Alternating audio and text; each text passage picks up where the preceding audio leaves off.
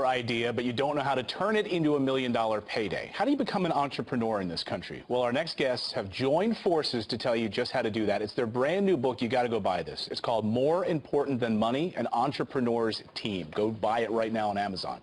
Welcome to Robert Kiyosaki. You know the great Robert Kiyosaki, Tom Wheelwright, Garrett Sutton, Darren Weeks, and Ken McElroy. This is a powerhouse. I don't know that we've ever had this much brain power in one room, and I'm not including myself, by the way.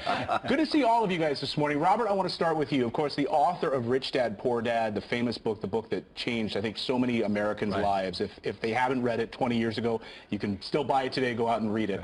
When you're putting together a team of entrepreneurs, when you're thinking about starting your own business, what do you look for in a team of experts to surround yourself with? Well, number one, obviously, is integrity. People actually do what they do. They practice what they preach. But like you were talking about President Trump, you know, he has a team of advisors. And all the entrepreneurs out there, it is more important than money is your team of advisors, because nobody is that smart. But you have a smart team, you have a better chance of success. And so these are all your advisors? Yeah, and they're all entrepreneurs. I mean, they all have their own businesses. So I'm very fortunate.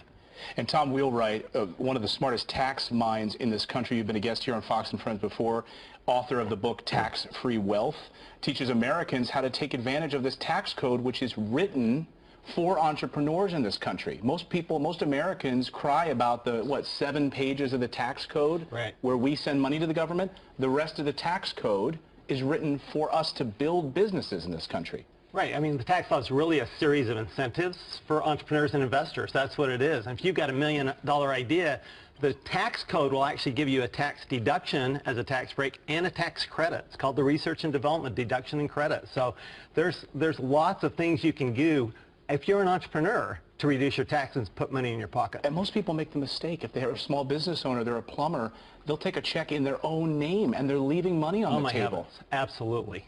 And have it written out to your business, your LLC, instead of your own personal name. Well, as you know, it's very easy to reduce your taxes just by understanding how the tax law works. Read Tax-Free Wealth, by the way. That's another great book you need to read. Garrett Sutton is a legal advisor. How do you recommend an entrepreneur just starting out protect their assets? This is another big problem. People put all their eggs in one basket and they don't realize you need to protect yourself.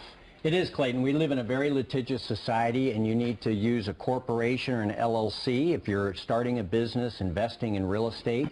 And then, once you make the decision which entity to use, you have to set it up right away. The longer that you conduct business in your personal name, the longer all of your personal assets are exposed to a claim against the business.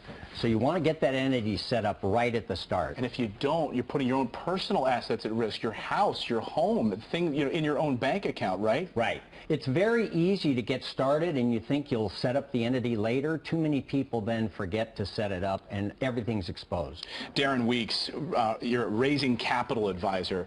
One of the big issues that people have is they think, I can't become an entrepreneur, I can't start my own business because I don't have money. I can't do it. Well, a lot of entrepreneurs start with zero money. They don't have any of their own money. How do you raise capital when you're starting a business? Well, to raise capital, I mean, first of all, you need to, in my opinion, have some skills that they don't teach in school. You know, one of the things I learned in business school was they didn't teach how to sell, for instance, or how to communicate my idea to investors, how to share with my investors that, you know, mission is very important, and also what's in it for the investor. So don't teach these types of skills.